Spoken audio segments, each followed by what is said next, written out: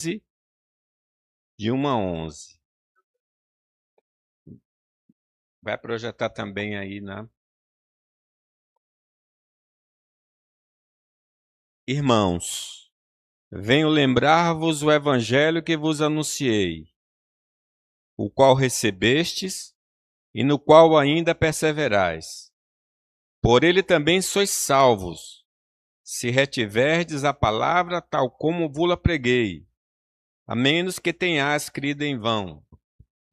Antes de tudo vos entreguei o que também recebi, que Cristo morreu pelos nossos pecados, segundo as Escrituras, e que foi sepultado e ressurgiu ao terceiro dia, segundo as Escrituras, e apareceu a Cefas e depois aos 12.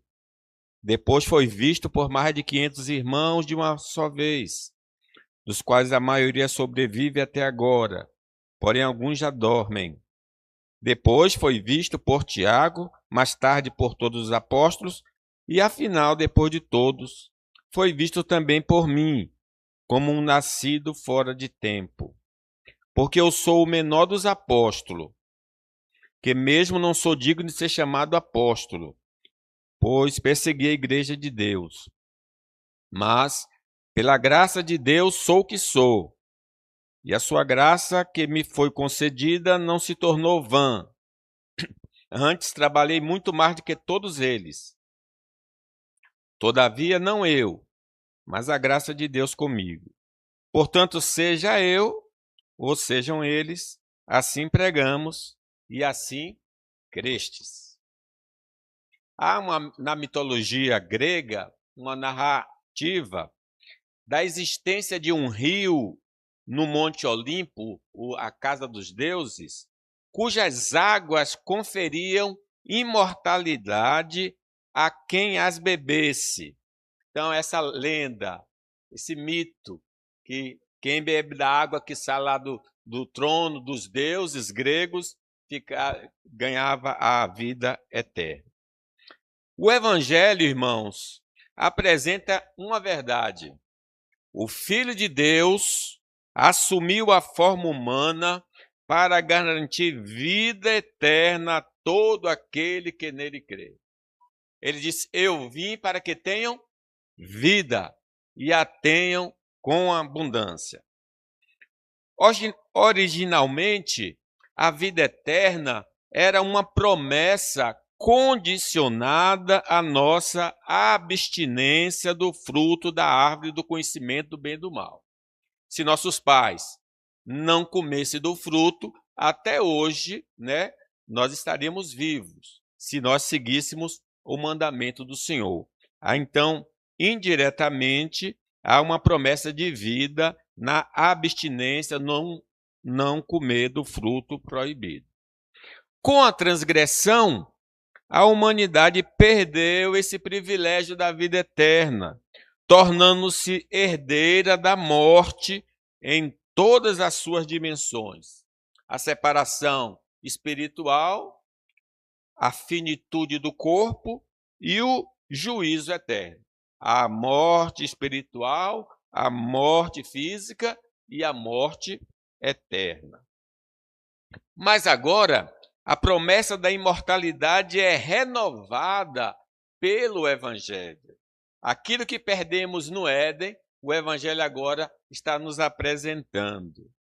Ao nos arrependermos e crermos no Evangelho, recebemos o dom gratuito da vida eterna, revertendo a sentença da morte espiritual. Deus amou o mundo de tal maneira que deu seu Filho unigênito para que todo aquele que nele crê não pereça, mas tenha a vida eterna. Então, em 1 Coríntios 15, encontramos um mapa para a eternidade.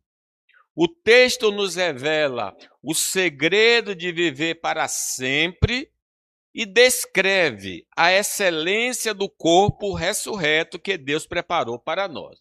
Então, lendo esse capítulo de 1 Coríntios 15, nós vamos ver o que é que precisamos fazer para ter a vida eterna.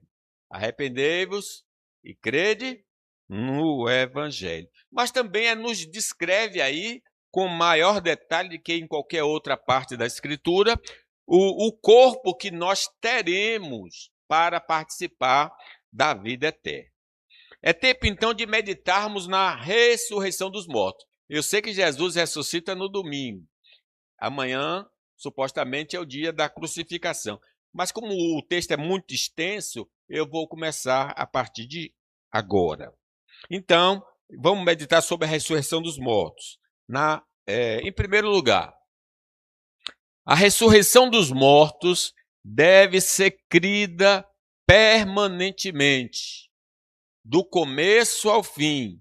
A partir do dia que nós cremos, precisamos continuar crendo para que possamos participar da ressurreição dos mortos para a vida.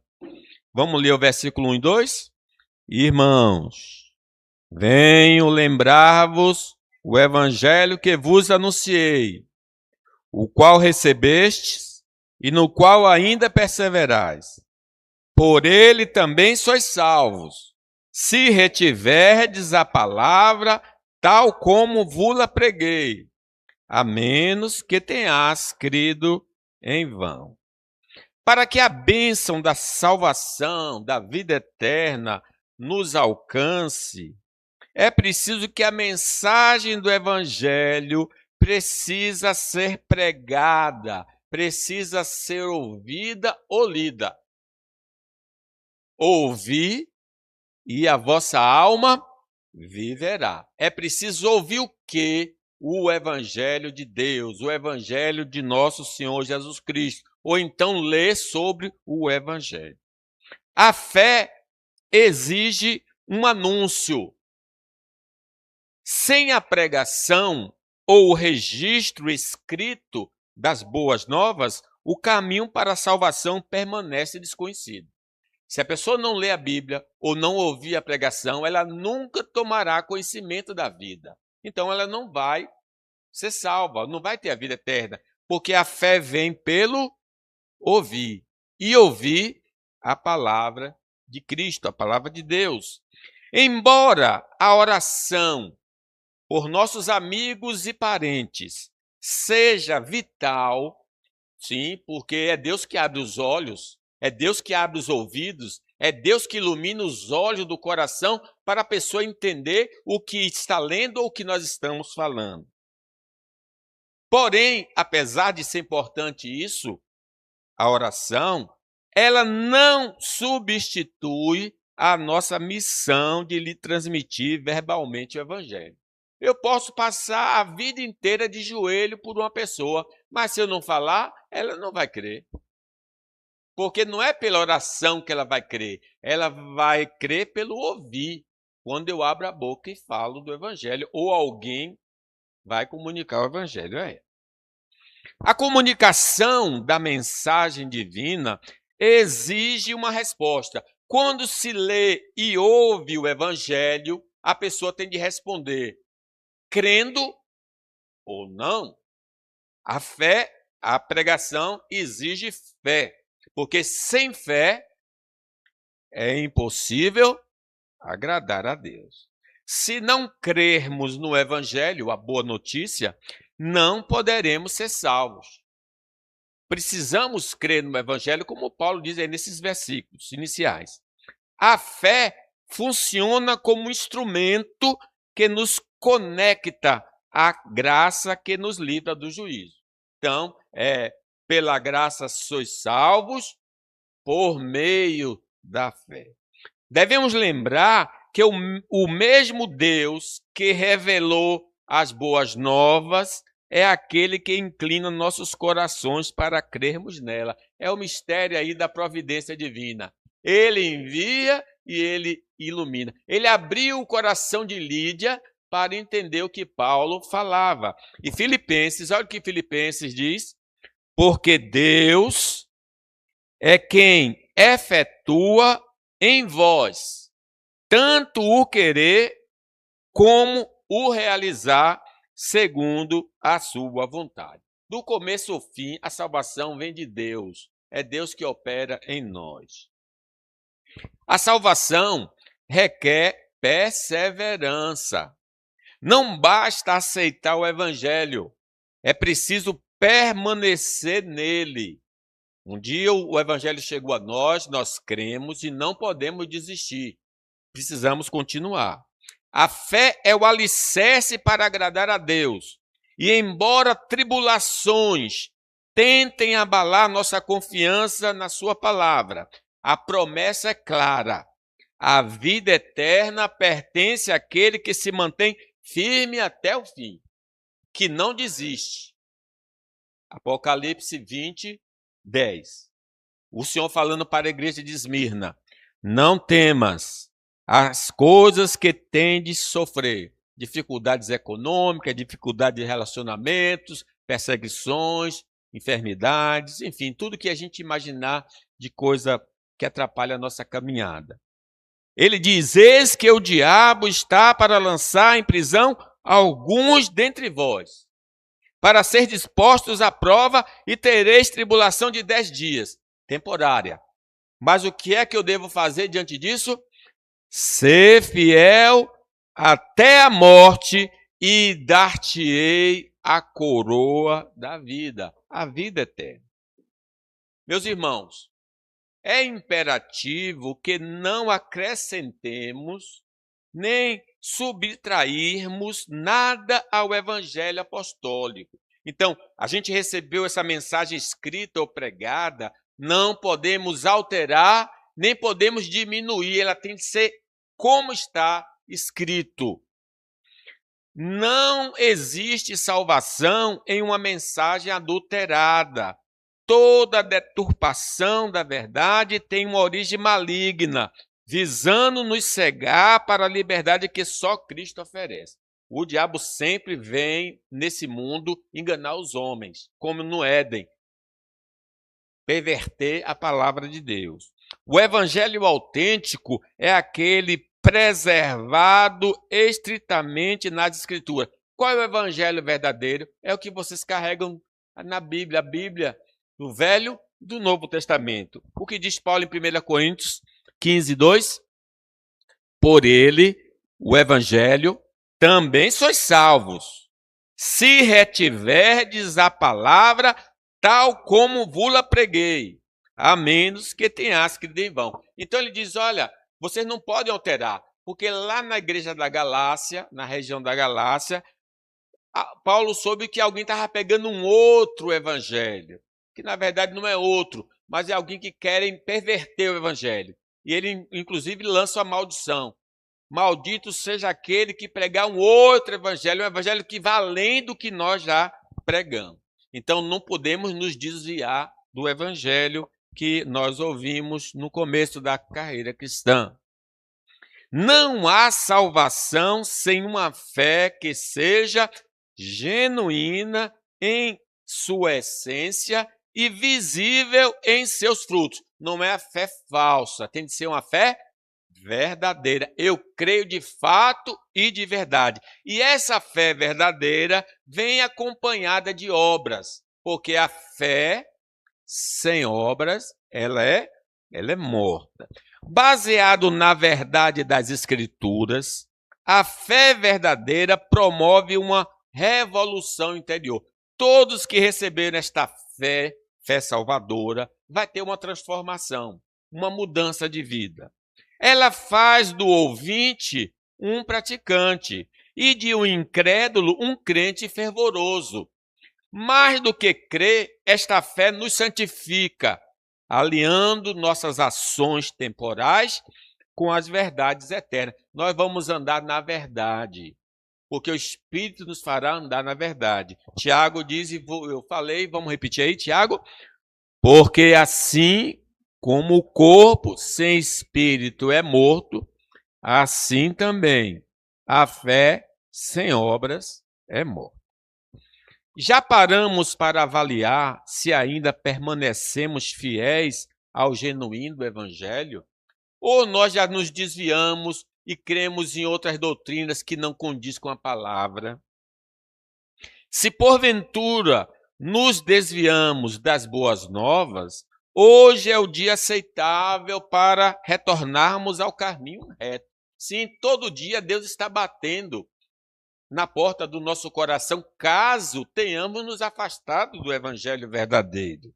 É hora de abandonarmos toda distorção doutrinária e repousarmos nossa confiança exclusivamente em Cristo Jesus, porque nenhum outro nome foi dado entre os homens pelo qual importa que sejamos salvos.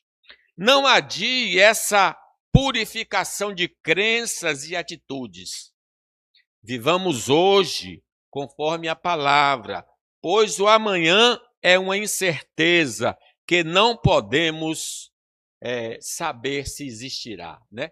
Hoje, se ouvires a voz do Senhor, não endureçais o vosso coração.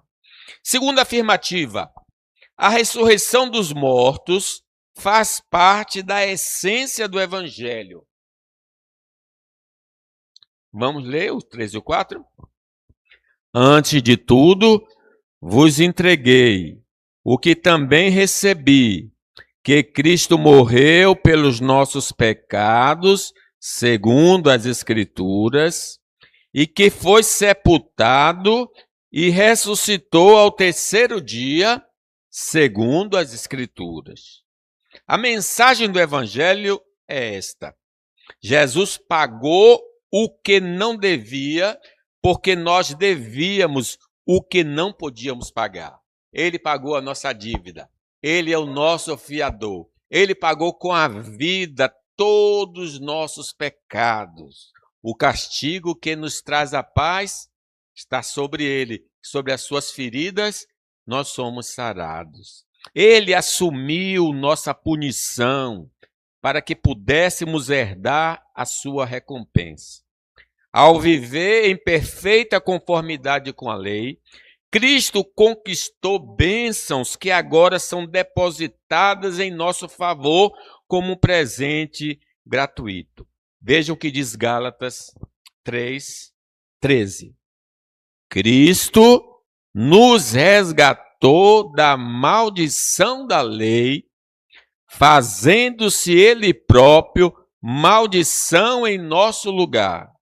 Porque está escrito: maldito todo aquele que for pendurado em madeiro, para que a bênção de Abraão chegasse aos gentios, em Jesus Cristo, a fim de que recebêssemos pela fé o Espírito prometido.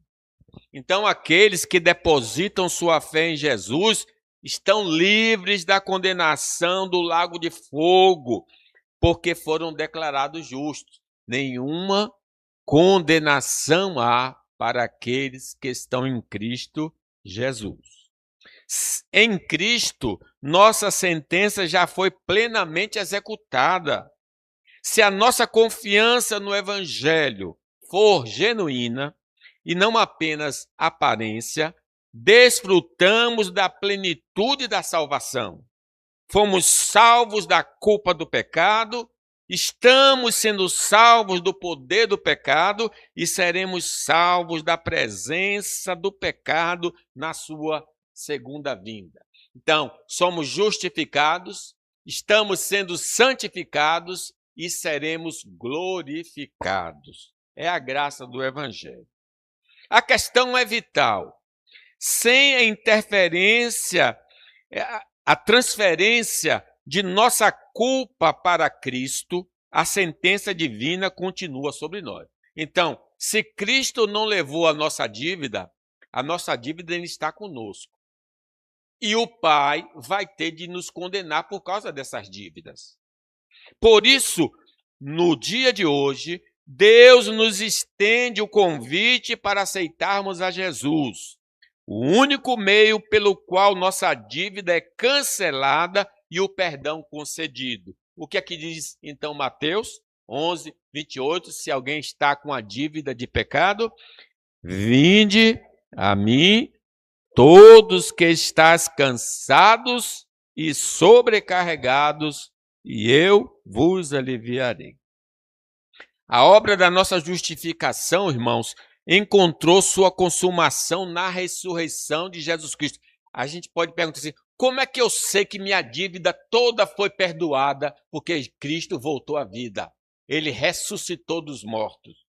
Se o domínio da morte o tivesse retido, seu sacrifício não teria o poder de nos libertar.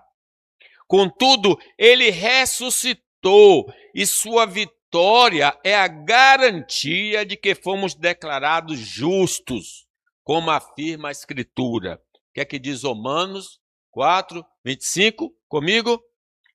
Ele foi entregue à morte por causa dos nossos pecados e ressuscitou para que fôssemos declarados justos. Como é que eu sei que eu já fui perdoado? É que Cristo venceu a morte. É a prova, a evidência, é o sinal que Deus está nos dando. A morte de Cristo satisfez plenamente as exigências da lei divina, enquanto sua ressurreição serviu como a prova inquestionável da sua inocência e de que nossa dívida foi liquidada. É importante a gente lembrar não só da morte pelos nossos pecados, mas lembrar também da ressurreição. É morte e ressurreição, não só morte. A sepultura vazia é o selo de garantia de que todos os que nele creem receberam o perdão definitivo de seus pecados. Como diz o hino, livres do medo, já resgatados. Cristo morreu por nossos pecados. Na sua cruz, o pacto se fez. Fomos remidos de uma vez. Sim, de uma vez. Amigo, acredita. No Salvador tem sorte bendita. Cristo na cruz a lei satisfez e redimiu-nos de uma vez. Por isso que nós podemos dizer que somos salvos, porque Cristo realizou uma obra perfeita. A ressurreição de Cristo é o penhor, é a garantia de que todos os que nele estão desfrutarão de uma vida nova. Ela nos ensina que a morte física perdeu seu domínio.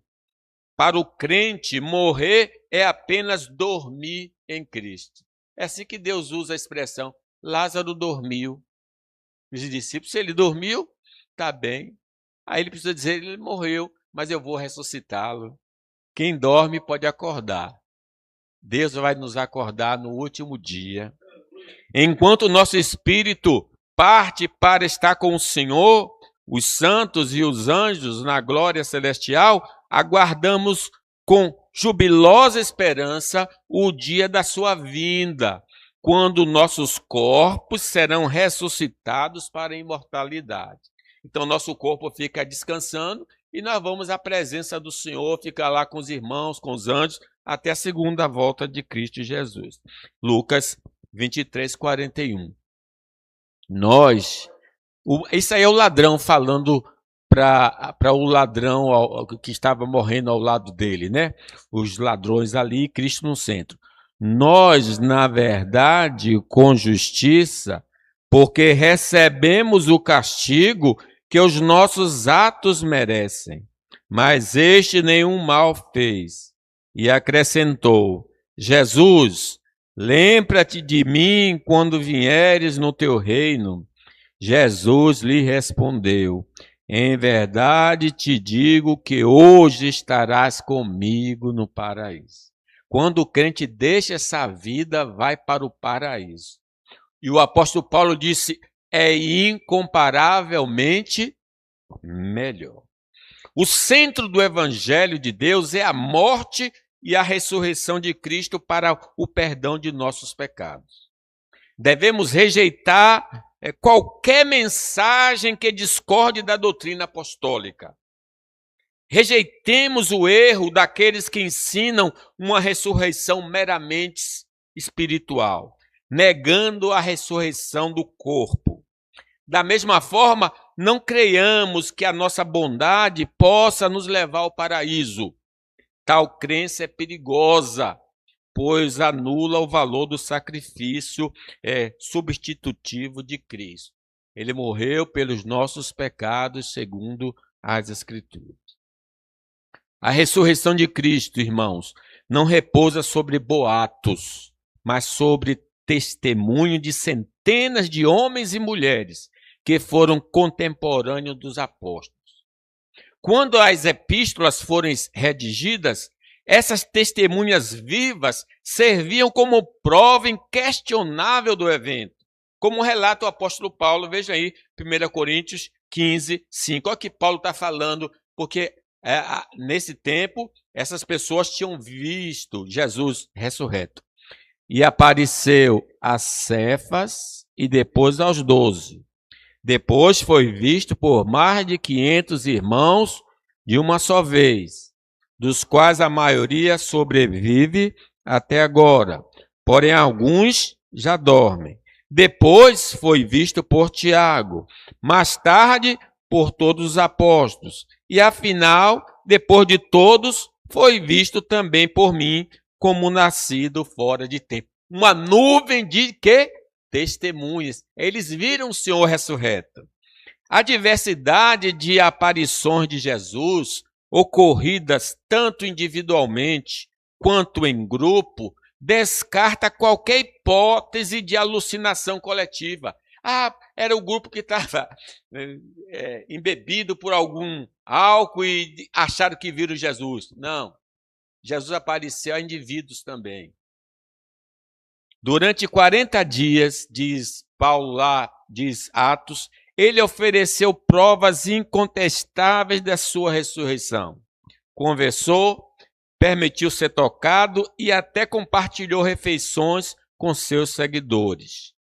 Nossa salvação, irmãos, é confirmada quando depositamos nossa fé no registro fidedigno dessas evidências preservadas nas Escrituras. É o livro de Deus. Um juiz não viu o crime. Chega a ele o documento de acusação de defesa. Ele lê o processo e ele julga à luz do processo. Se em um tribunal vale julgar uma pessoa pelo que está escrito, então a Bíblia é muito mais confiável do que qualquer tribunal. Ela é inerrante. Atos 1:3. A estes também, depois de ter padecido, se apresentou vivo com muitas provas incontestáveis, aparecendo-lhe durante 40 dias e falando das coisas concernentes ao reino de Deus. E comendo com eles, determinou-lhes que não se ausentassem de Jerusalém, mas que esperassem a promessa do Pai, a qual, disse ele, de mim ouviste. As Escrituras, irmãos, nos revelam um detalhe intrigante. Em um primeiro momento, os discípulos não reconheceram a Jesus fisicamente. Sua identidade só lhe foi revelada por meio de familiaridade de seus gestos, da sua maneira única de falar e da autoridade. Maria, quando ele fala, né? Chama, se não Maria ou Marta, Maria, aí ela, Rabone, mestre. O fato de Jesus ter orado na hora da mesa com os discípulos de Emaús, eles aí reconheceram Jesus. Então, eles tiveram dificuldade de reconhecer fisicamente Jesus. Vejam o que diz Lucas 24:11. Aconteceu que, enquanto conversavam e discutiam, o próprio Jesus se aproximou e ia com eles. Os seus olhos, porém, estavam como que impedidos de o reconhecer. Vários fatores contribuíram para que os discípulos não reconhecessem Jesus de imediato. Embora seu corpo ressurreto preservasse traços conhecidos, tinha os sinais, ele apresentava uma nova e gloriosa natureza, porque conseguia entrar por lugares fechados. Somado a isso, o trauma da morte violenta na cruz criou uma barreira emocional, tornando impensável a ideia de vê-lo vivo. Se para aquele indivíduo, ele está morto, como é que eu vou encontrar ele ali na esquina? Não, pode ser uma pessoa parecida com ele, mas nunca pode ser ele, né? É o trauma da pessoa que viu Jesus morrer na cruz. Contudo, o maior obstáculo foi a própria dúvida. A resistência em crer na ressurreição cegou-lhe os olhos para a realidade que estava diante deles.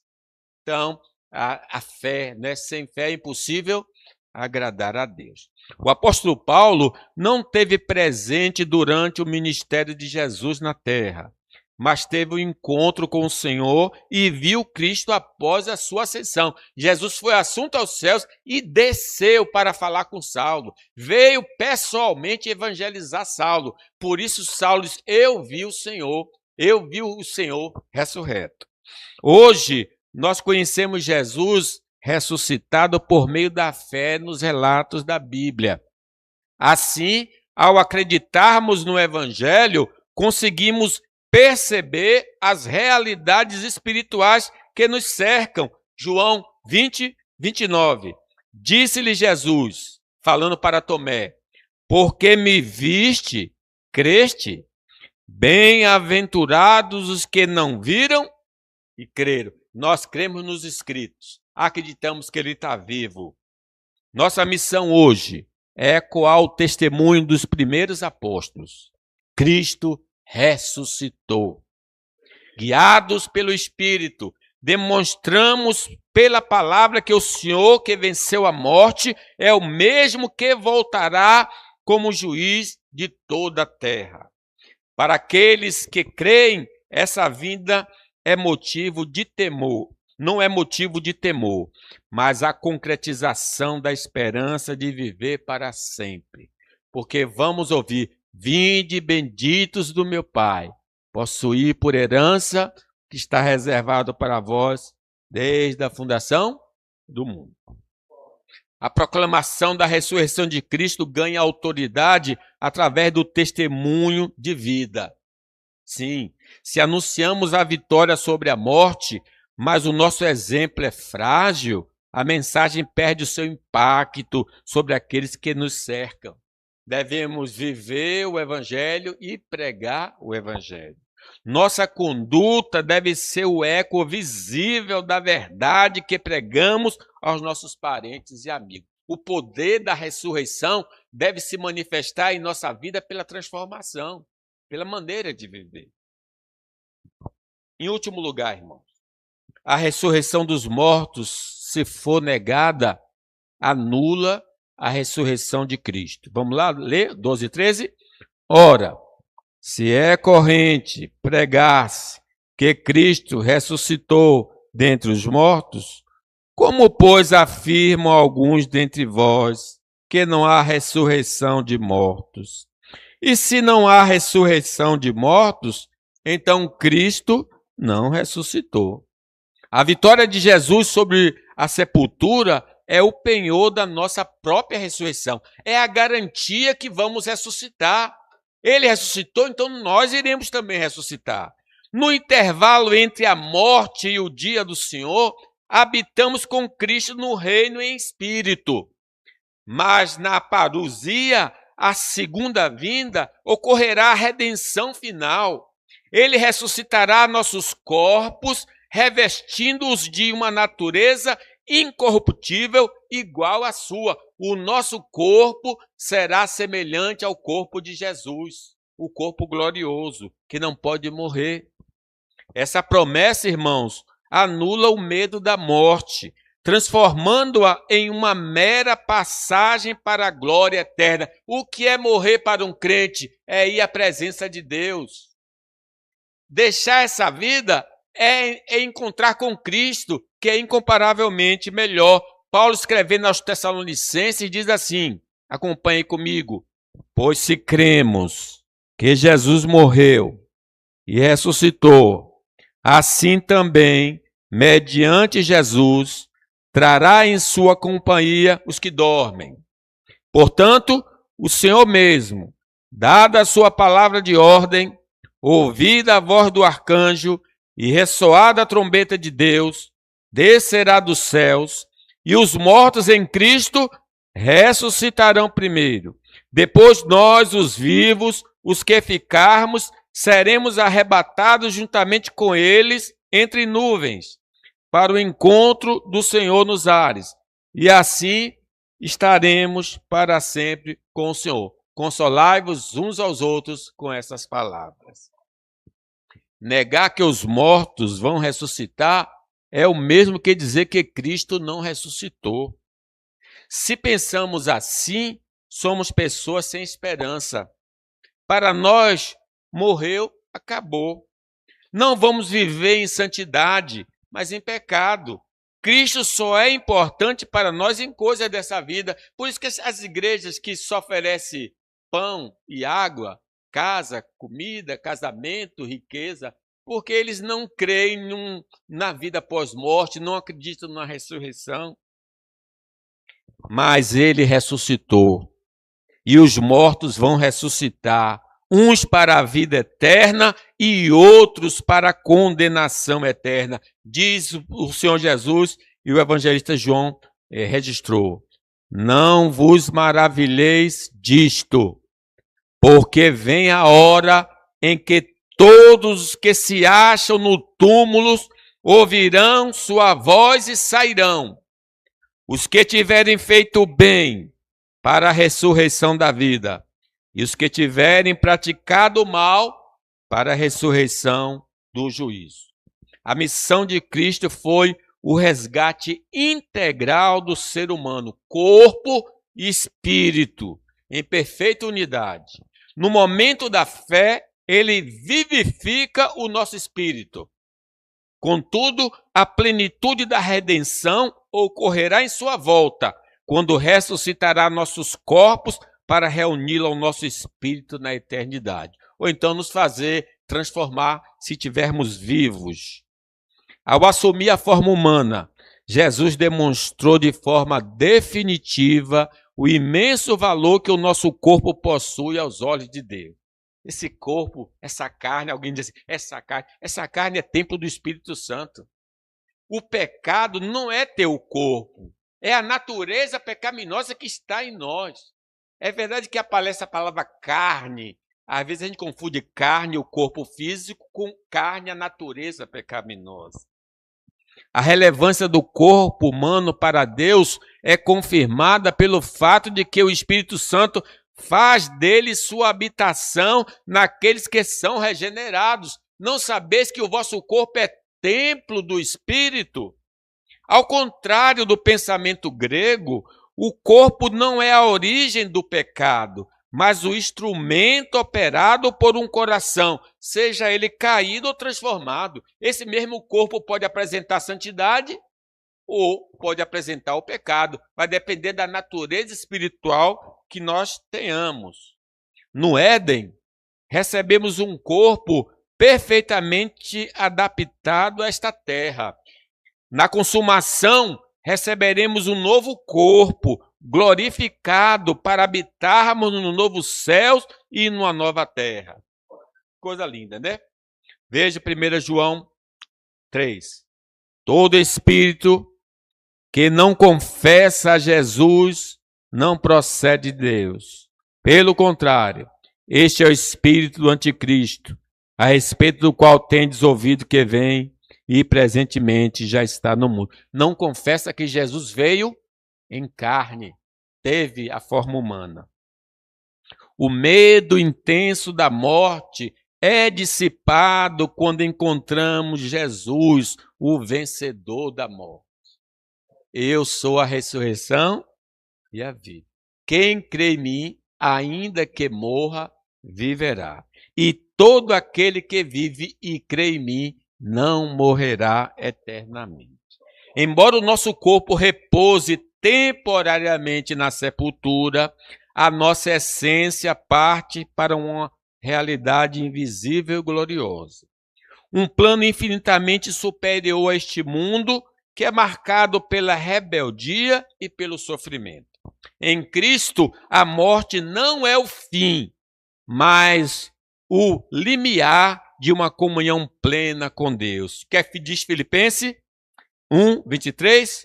Ora, de um e outro lado, estou constrangido, tendo o desejo de partir e estar com Cristo, o que é incomparavelmente melhor.